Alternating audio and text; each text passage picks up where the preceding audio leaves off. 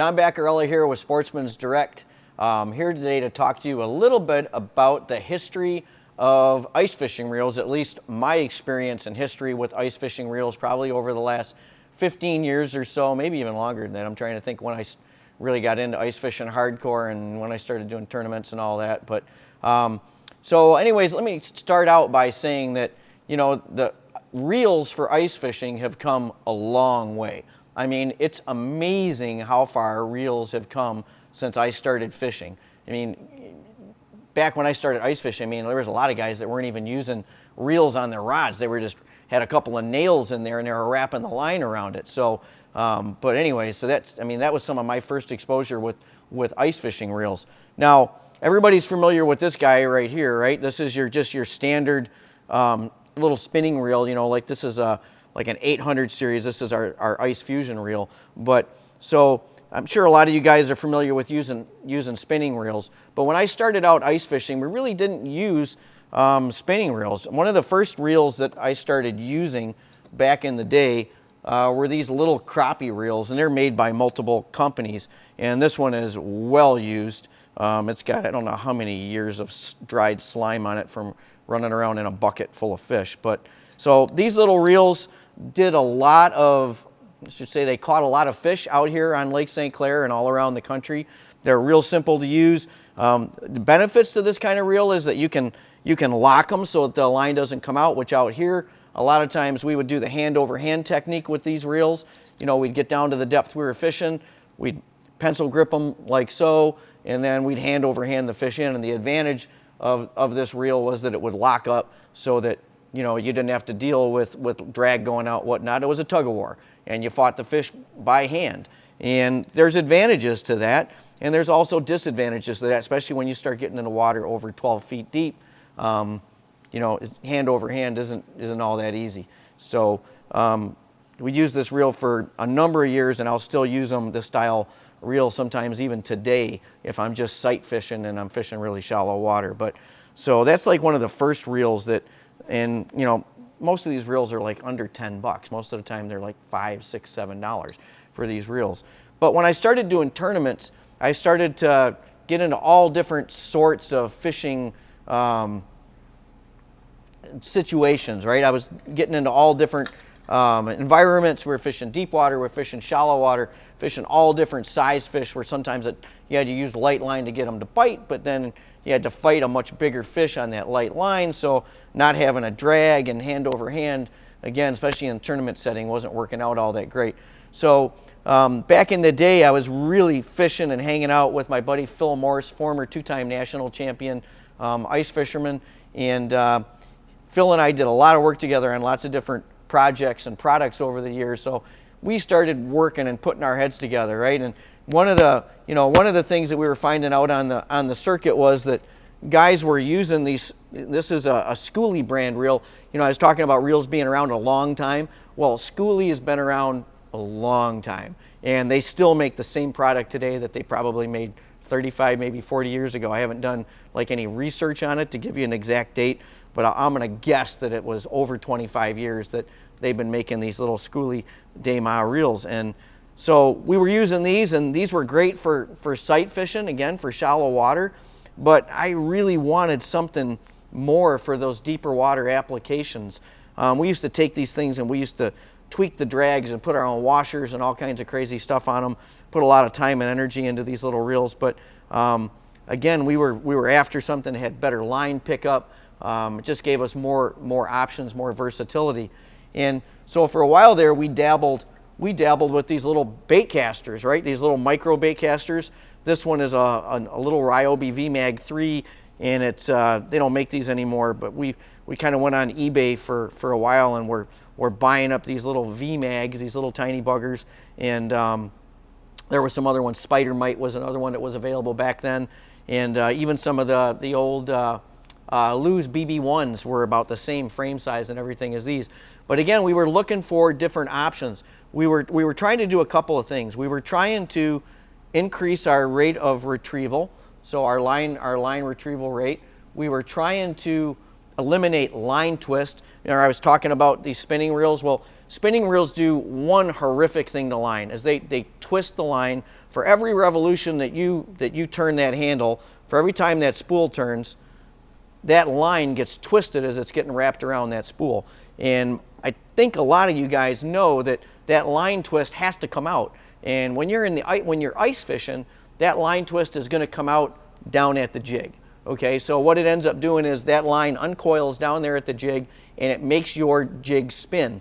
Now, sometimes you'll never notice that, okay? If you're fishing and it's a crazy hot bite and those fish are just inhaling the bait as fast as you get it down there, it doesn't have time to spin for those fish. But on those days when those fish are really not committing suicide, which is 90% of the time, right? I mean, those days when the fish are just hitting anything and everything, I mean, nothing, it doesn't matter then. But most of the time, our conditions are not like that. Most of the time, the fish are going to be a little pickier. They're going to be a little more apprehensive. And on those days, that jig spin will kill you.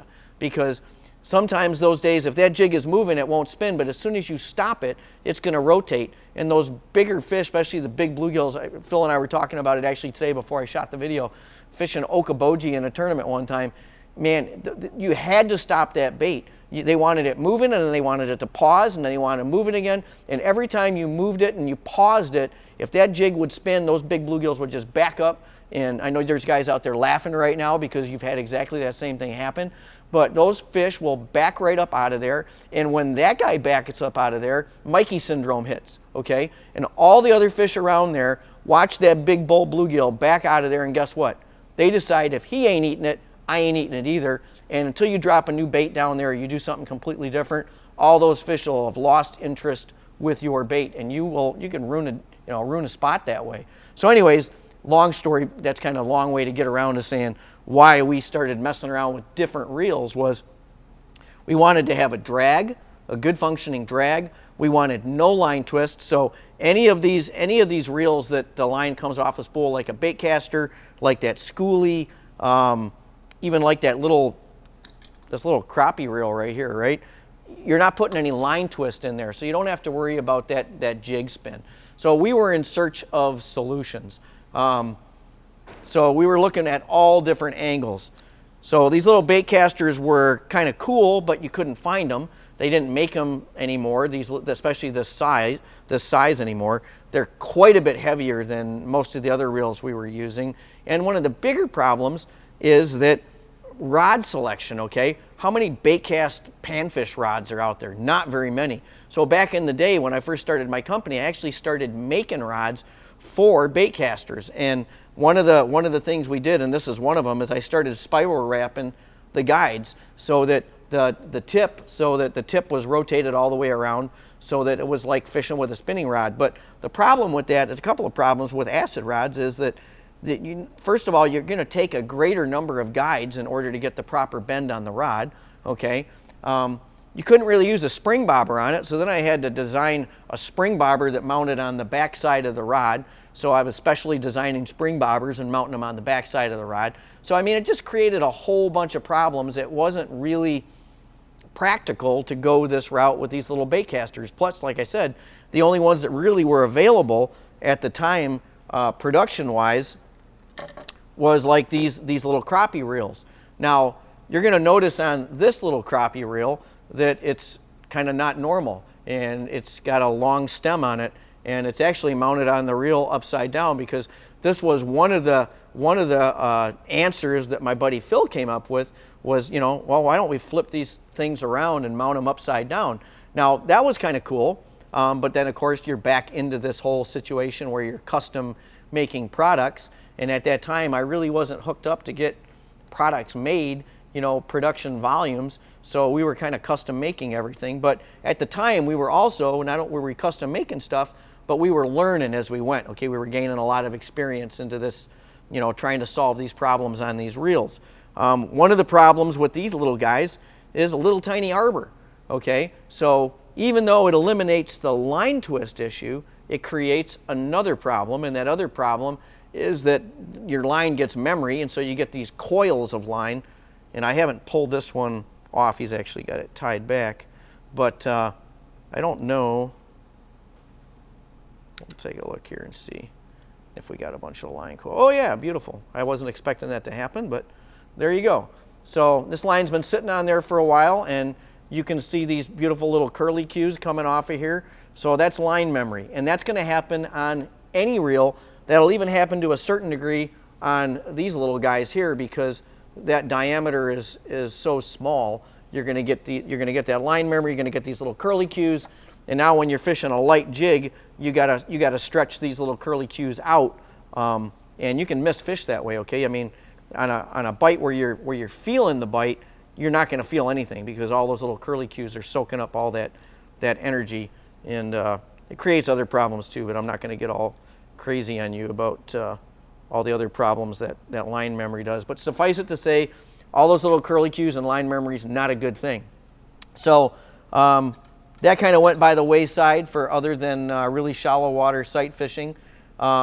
We dabbled around with these little guys for a while, and you know, what I'll say about these is the drag was decent on any of these little trigger spins. This one happens to be a little Daiwa, but there were lots of little, and there still are a lot of little trigger spins out there on the market.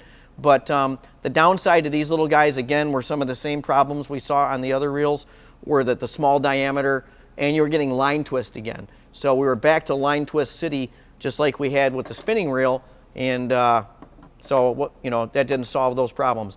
The things we did like about it was decent drags, okay, and the trigger. Oh, that trigger. I really liked that trigger mechanism on there. It was a very convenient way to drop the line down. And we're going to get back to triggers here probably right about at the end of this discussion, because the triggers are kind of a cool feature for ice fishing. So that was that guy. You know, we caught a lot of fish on them, but you know, still you got some issues there that you got to get around when you're fishing them. Along came probably a few years into my tournament fishing, or a little bit later than that actually, a company by the name of Ice Tech developed this reel, and I was blessed to be able to fish some of these reels. You know, amazing craftsmanship from a machining standpoint, machined out of aluminum, expensive to make, nice bearings, good line pickup, no line twist, but just kind of awkward to fish with. You had to worry about, and the line coming off of the bottom.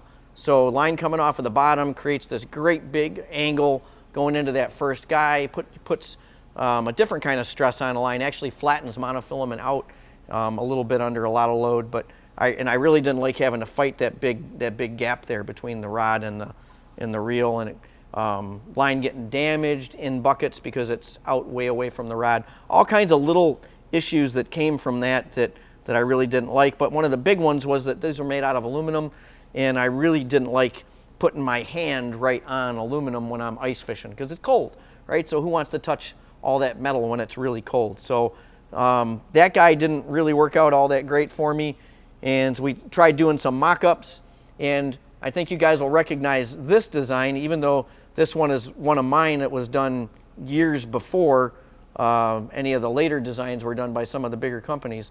But this one basically took the spool off of a schoolie and mounted it on the same type of architecture as that Ice Tech reel did. So it was it was kind of an advancement, but I still had some of the same issues. I didn't like that big angle.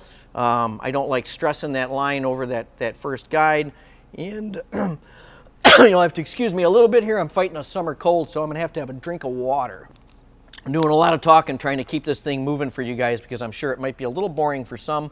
Some of you guys are probably saying, "Hey, kind of a cool thought process." But, anyways, so that was an attempt at trying to eliminate the weight and getting rid of that aluminum off of there. Again, solved some problems, but there was still some things on it I didn't like. I didn't like the small line pickup. It was under a foot per turn. Drags, you still had to do all kinds of crazy, customization, and just really didn't like having that line hanging out that far away from the rod. So along came Sportsman's Direct, my company, and a lot more visibility out in the internet, and we started doing some of our own reels. These were some of the first reels, and again, none of this stuff is going to be new to you guys, and none of it is going to be just specific to Sportsman's Direct or the Ice Hopper brand, because a lot of companies, we were all basically getting into the same technologies at the same time with the same suppliers. So, but the cool thing about these little fly reels when they came about was a unidirectional bearing, and that's a fancy way of saying that you free spool one direction and then you got a drag, so that the line going out is going to have drag. So you're reeling fish in with no drag, but you got line going out with drag, so you can fight fish and you can rip and strip line against the drag. You don't have to worry about backlashing and all that good stuff. So that the unidirectional bearing, my opinion, was probably one of the greatest advances for the ice fishing market out of anything probably in the last 20 years, because it changed a lot of stuff for everybody. So these little fly reels are in all different sizes. We generally stock two sizes, the mini and the standard, but you know, basically just a little fly reel made out of graphite. So, but these little buggers, I still fish these today for shallow water, and they serve a great purpose. The downside to these are the line coming out of the bottom. So again, you do have a bit of an angle, although these are lower profile. There's some of the manufacturers that are making these out here with much longer profile, longer stems on them, and but you get into that big angle problem that I don't like. You also have a smaller arbor in here, so I mean you're cranking like a maniac if you're in deep water, because you're only picking up a few inches of line per turn. But shallow water, these are great. You can pencil grip them, and you know, if you're hand over handing again, so great little reels for their specific application.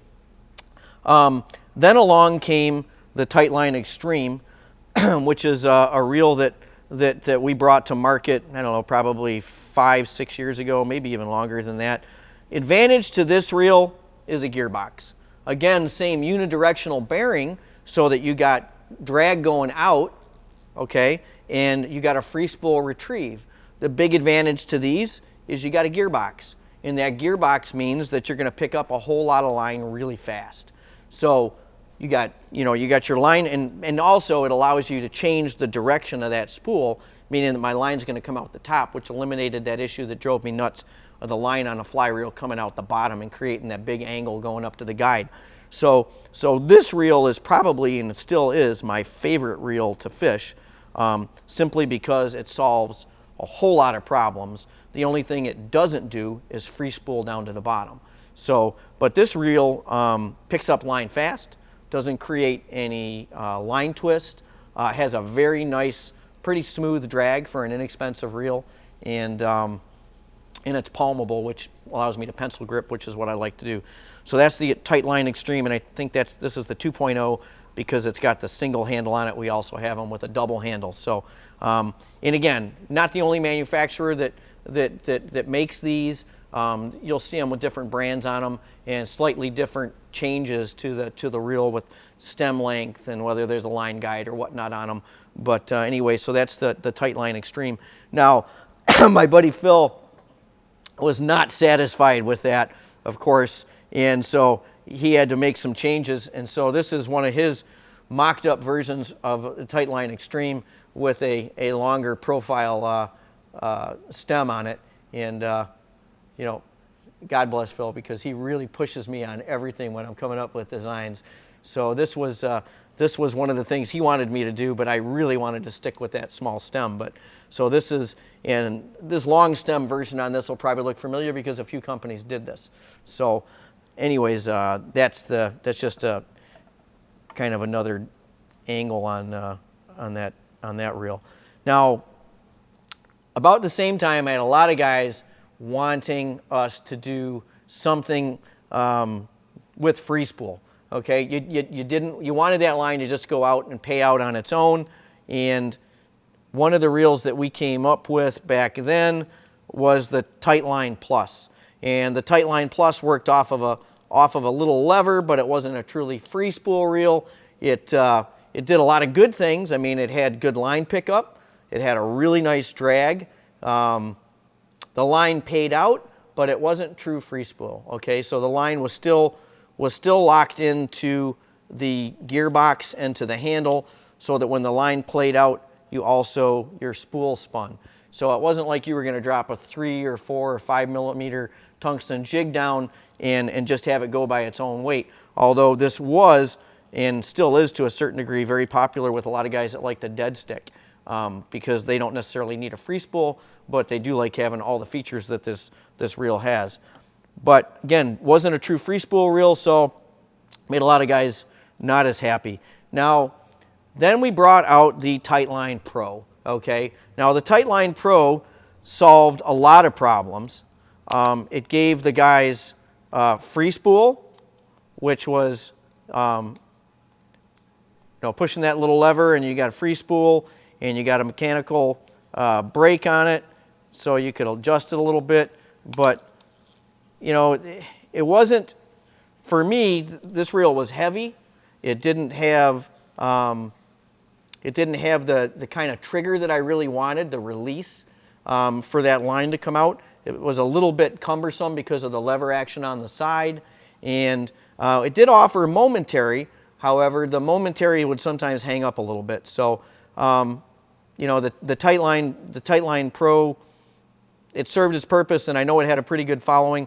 Large arbor on it, smooth drag, but it just served its purpose in the evolution of the reels in the ice fishing reel market out there. But again, a lot of guys liked it. It solved a lot of problems, and I'm sure a lot of guys are still happy fishing them today.